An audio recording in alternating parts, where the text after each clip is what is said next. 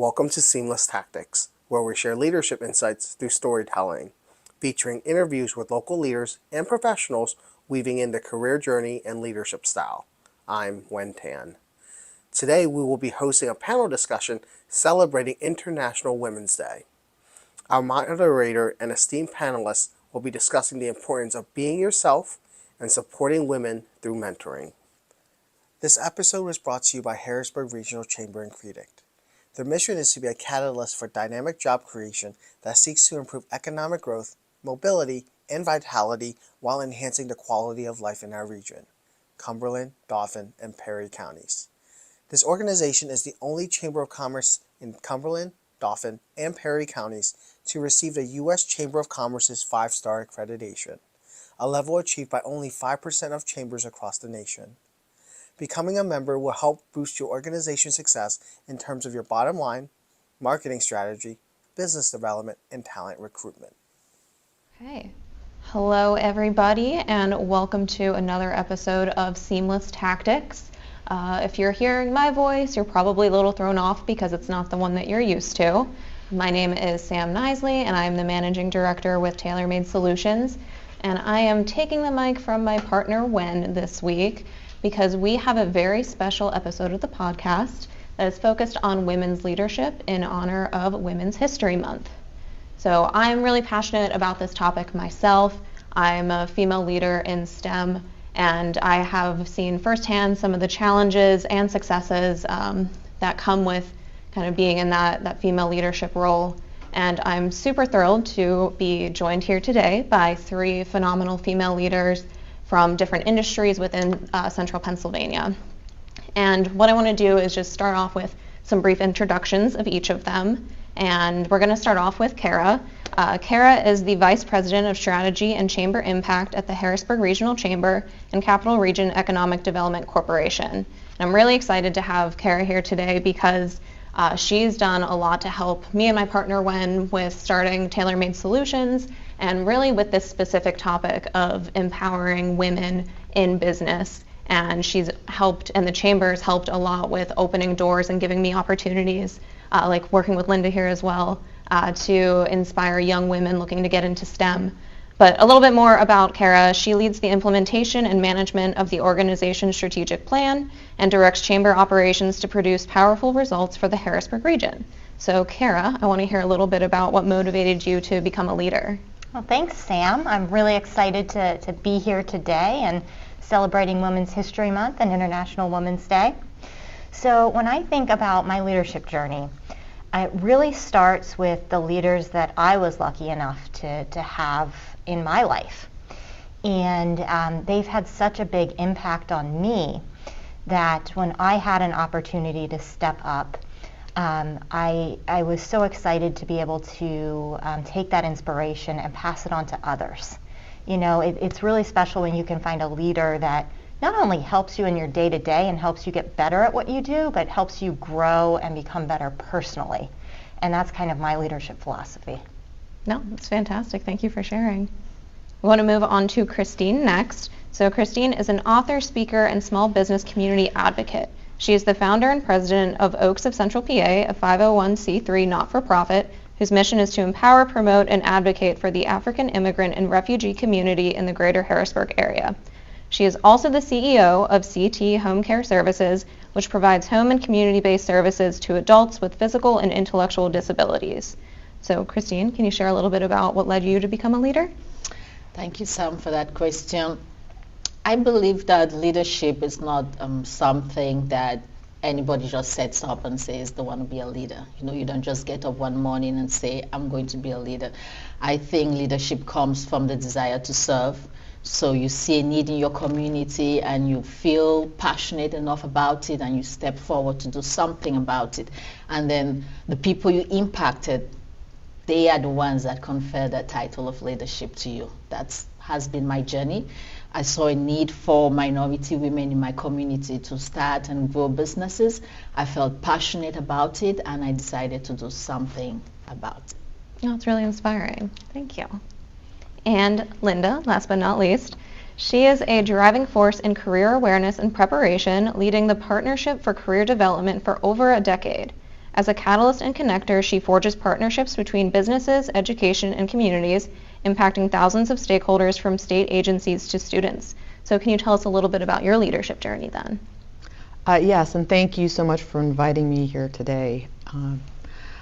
I would say that when I think about what motivates me and why I am in the place I am, it really has a lot to do basically with what has already been discussed, and that is really not the what, but the who. Very, very fortunate in my life to have had very outstanding mentors, both men and women, and I agree that leadership is a pathway. It's not really necessarily thrust upon you. Theoretically, it's the culmination of a really good long journey and an understanding of where the needs are that you can assist with and or serve. Yeah, great. So now that we heard a little bit about each of you, and I want to emphasize a little bit, for our listeners, if you want to hear more about our panelists today, please take a look at our Tailor-Made Solutions LinkedIn profile. In the weeks leading up to the release of this podcast, we'll be doing a showcase on each of our panelists on there. But now that we've kind of gone through some brief introductions, we got an idea of the who, we got an understanding of kind of what it is that we're here to talk about today, let's touch on why. So we're here to kind of honor Women's History Month. And Women's History Month is all about recognizing and acknowledging the fearless women that have come before us and that are still here today, that have paved the way and are continuing to break barriers for us. And it's kind of crazy to think about. We're now in 2024, and as of 2022, we saw the highest percentage of female CEOs. And you're probably thinking, that's great, probably 30%, 40%. The reality is that female CEOs in 2022 were 10.6% of the population. So we are continuing to see a huge disparity in gender equality in the workforce. And for me personally, I'm from the STEM field, not leadership specifically, but women in general make up 25% of that population. So the rate at which we're continuing to see women break into these fields, it's going to take over 200 years for us to see true equality. So that's why we're here. We're here to bring awareness to that and hopefully find opportunities to inspire and encourage others to break down barriers themselves for the betterment of us as females and women. So I want to understand from your perspectives, why do we think we have this challenge? Why do we continue to not see a great female presence? Yeah. Well, Sam, that's a great place to start. So, for years we've heard this term glass ceiling, right? That this concept that there is a ceiling that women just can't get past. They're climbing the ladder and they get stuck. But more recent research has shown that it's actually more of a broken rung at the first step even to get onto that ladder to climb toward the ceiling. So McKinsey and Lean In did a survey. Well, they do this survey every year, great research report, and I encourage everybody to check it out. And it shows that for every 100 men that get promoted from that entry-level position to that first promotion, for every 100 men, 87 women get promoted. So at that first level of promotion, you already see that disparity happening. And that 87 to 100 is even lower for women of color. So you see that disparity start at step one, that broken rung. And you might think, well, maybe women aren't as ambitious, there's something going on. Women are just as ambitious as men, if not more so. Some studies even show more so. Women of color are actually more ambitious than white women when you ask them, do you want that promotion? And what we see is that, if you go up to a director level, because you've gone a couple steps up, you see about 60% of men in director level roles versus 40% of women. So it gets smaller and smaller and smaller as you go up the ladder.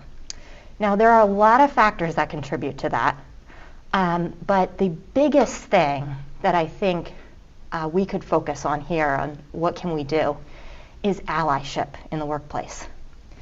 And a big part of that is mentorship, making sure, regardless of gender, you're looking at that entry level and you're saying, what can I do to help? Are there mentorships that I can put in place here? Am I maybe making an assumption about somebody and not having a real conversation with them? And when you can really become that ally and help at that entry level, that's the ripple effect that's going to go through an organization to create real change. Yeah, exactly. And that's one of the metrics that we see as well with like women in STEM, is that the biggest challenge isn't necessarily getting people in those roles, but it's keeping them there. And that mentorship that you spoke about is a big piece that can help drive that. Okay.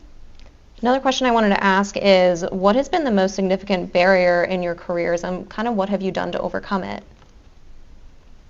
Well, for me particularly, it's been the fact that I'm not only a black woman, but I'm also an African immigrant woman. So I have like triple hurdles to cross over. And definitely being a black woman in this society that we are in right now, it's a huge challenge.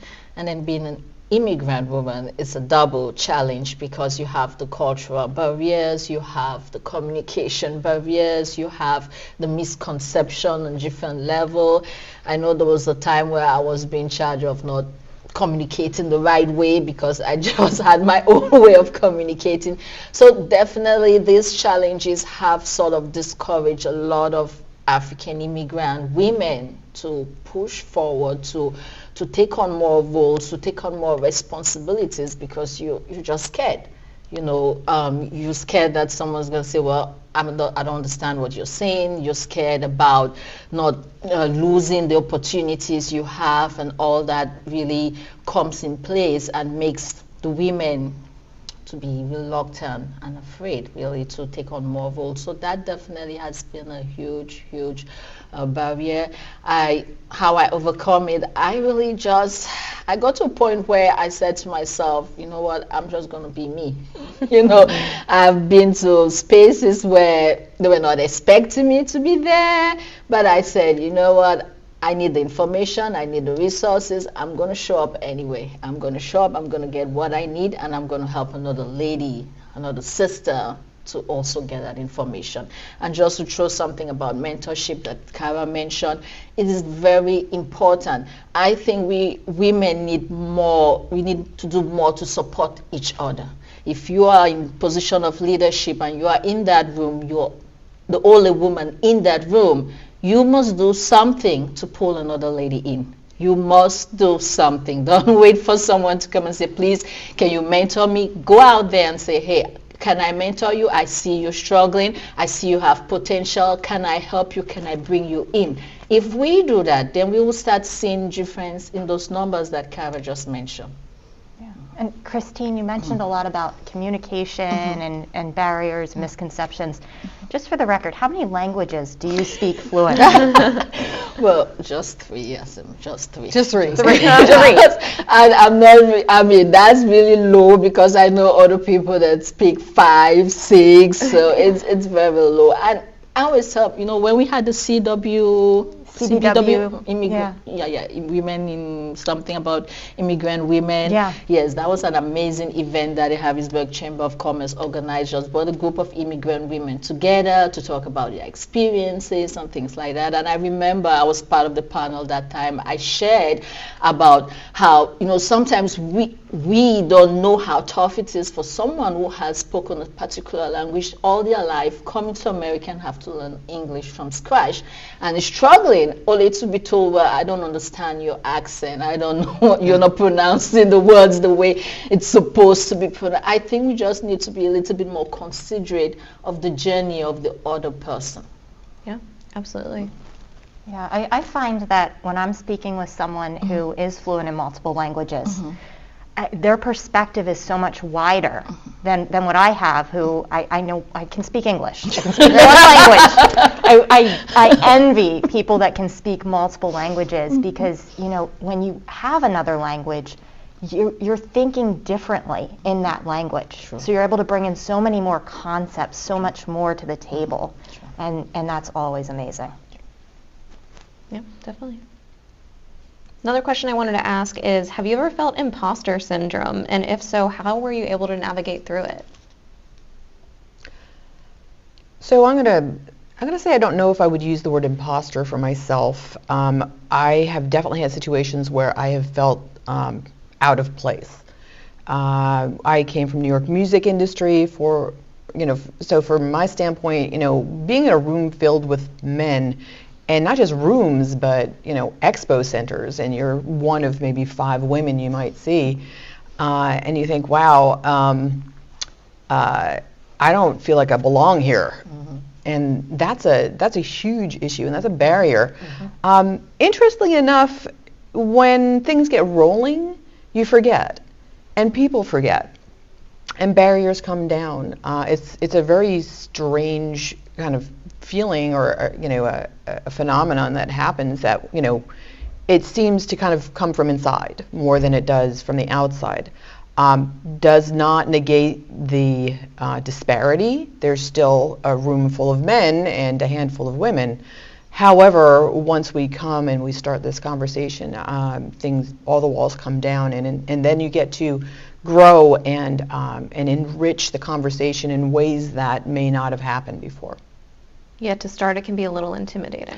Absolutely. It really is, just coming out and looking at all these men. I have to admit that, there have been 1 or 2 times where there have been overly aggressive men that have maybe stood up and pounded a table and have it, had that, well, I'm going to intimidate you because I'm bigger and louder. I'm from New York, so that doesn't happen. So those things go off the table really, really quickly. But there are certainly women, I think, that would cower. And I think that's where that mentorship, where that advocacy for others to say, listen, I'm in your corner, I'm with you, come on, let's talk about this, and let's get past this. Mm-hmm. Yeah. What are some of the benefits, then, that we see to having women in leadership? Huge, right? Loads of them. There's so many. I mean, there are decades of research out there showing what women bring to the table in a leadership role, right?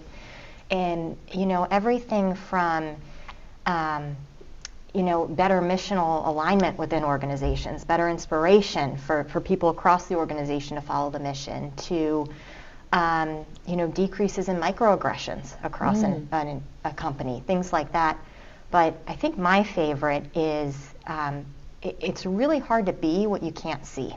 Mm. And so when you have a woman in that leadership position with that CEO title, something like that, it gives younger women and girls the chance to see themselves in that position. And that's incredible. That is huge. I'm glad you brought that up, because because I'm also a data person, and I'm obsessed with that. And one of the things that we do sort of in career development, we have these conversations about how the perceptions of what you can and cannot be start actually a lot earlier than people think. Mm-hmm. They start as early as age 4, probably younger, but there's research that says that you can be a line worker if you're 4 years old and you look out and they look like me. The perceptions that start really, really early are the ones that stay with us. We really need to have those conversations very, very early and encourage the very youngest of our kids to recognize that there's roles in leadership. You can be a leader in whatever industry, but you have to really understand that there are men and women who can do this. There are a diverse population. One of the pieces that I think that question really touches on is the fact that we have, similar in men and women, are the challenges of diversity that bring to the table all of the great sort of a rainbow of concepts and creativity and collaboration that happen when we start to have equality in conversations and men and women at the table. Yeah. Great. So what is the most dangerous behavior or trait that you've seen derail female leaders in their careers? Kind of an interesting question. I can jump in here. So, when you first brought that question up in our preparation, one of the things that came to mind for me, and this is a statistic that I think many people have heard at some point, is that, if you look at a job posting, men will look through those qualifications And when they get to 60% of checking They those will apply. boxes, yep, I'm applying. And women are more likely to hold their application until they meet 100% of those qualifications. So that actually came from an internal report from HP, computer printers, HP. And when researchers took a deeper dive into that statistic, they found that, a lot of people thought, well, it's a confidence issue, right? Makes sense. It's actually not. It's a perception, a misperception of the hiring process itself. So where men say, yeah, this will get me in the door, 60%, I'm above average with meeting these requirements, it'll get me in the door. Women look at the hiring process and say, well, if I don't meet 100% of the requirements, taking that word really literally, requirements, they're just going to throw out my resume. So that's a waste of my time and energy. That's a waste of the recruiter's time, and they feel like they're being disrespectful for even putting their application in. So that kind of brings me back again to what can we do? Mentorship, right? When you're seeking out a mentor, somebody that knows how the game is played, has a deeper understanding of those unwritten rules of what the hiring process is like, they can bust those myths for you. They can get through those barriers, and they can help you, take those chances. And that really resonated with me because I'm in my current position with a very similar story.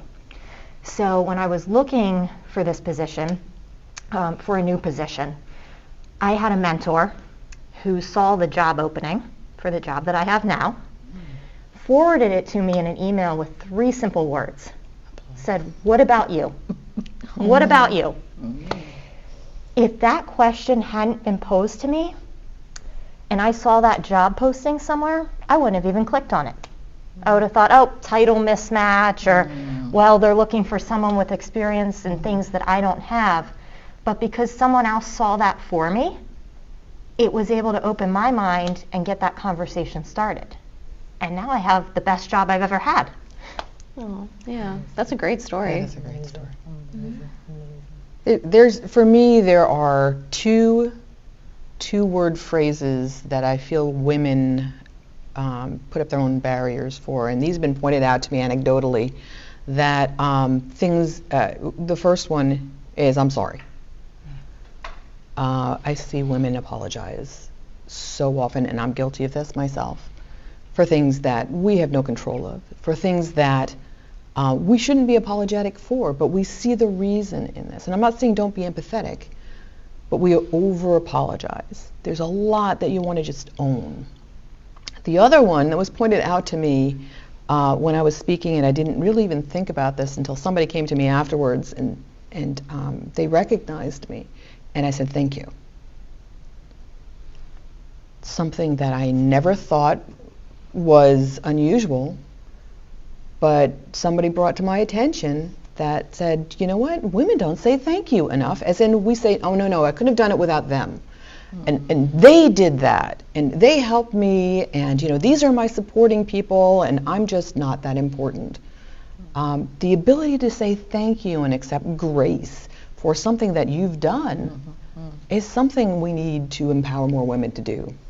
Yeah, I mean, I definitely agree with both of you. It has to deal with that confidence, and a lot of women don't have that, because of what they face and whatever they're going through. When you speak about taking ownership of what we've done, a couple of women, immigrant women that are in business, they organized a surprise dinner for me. That was like late fall last year.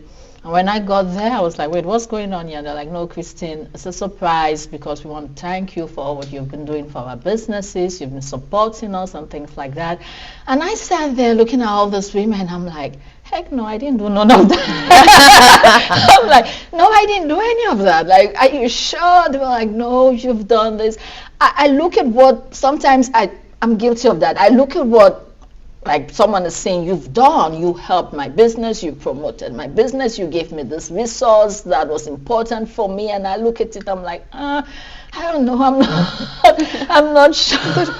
But I have been in countless positions where you think, would a man say that? Never. It was like a man would own that. Yeah, I did that. And that was pointed out to me, to say, oh, I hadn't really thought about that. I'm glad you pointed that out. Yeah, no, men definitely have that confidence that we women, I don't know really what the reason is why we don't have that, why we can't take ownership of what we have done, of our journey, of our stories. I always encourage the women in my network. I said, see, you have to be proud of your journey.